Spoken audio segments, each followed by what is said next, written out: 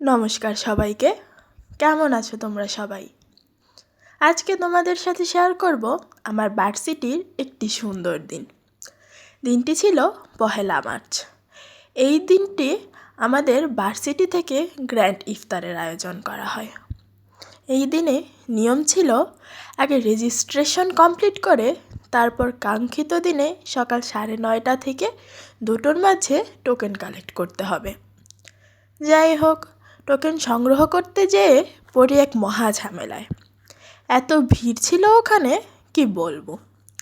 যাই হোক, আমাকে বেশি সমস্যা পোহাতে হয়নি, তার কারণ আমার ফ্রেন্ডরা আমাকে টোকেন সংগ্রহ করে এনে দেয়। আমি সত্যিই ব্লেসড এমন কিছু ফ্রেন্ড জোন জীবনে পেয়ে।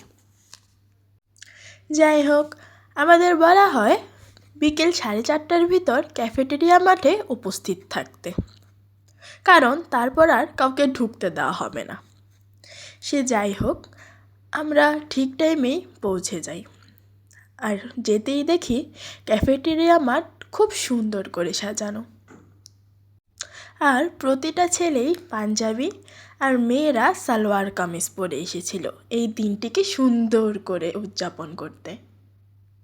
কিছু সাংস্কৃতিক অনুষ্ঠান শেষ করে 5:30টার দিকে দুয়া দরুদ কমপ্লিট করে সকলকে তাদের ইফতার পরিবেশন করা হয়। আর ইফতারেই ছিল মেইন চমক।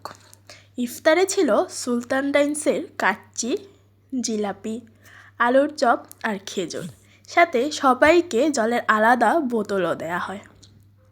যথারীতি আজানের পর সকলের ইফতার শুরু হয় এবং সবাই যার যার ইফতার শুরু করে। ইফতার শেষে ক্যাম্পাসের বাস চালু হয় এবং যারা দূরের যাত্রী ছিল তারা সকলেই বাস ধরে এবং বাকিরাও যার যার বাসস্থানেই ফিরে যায়। আর এভাবেই এই সুন্দর দিনটি শেষ হয়।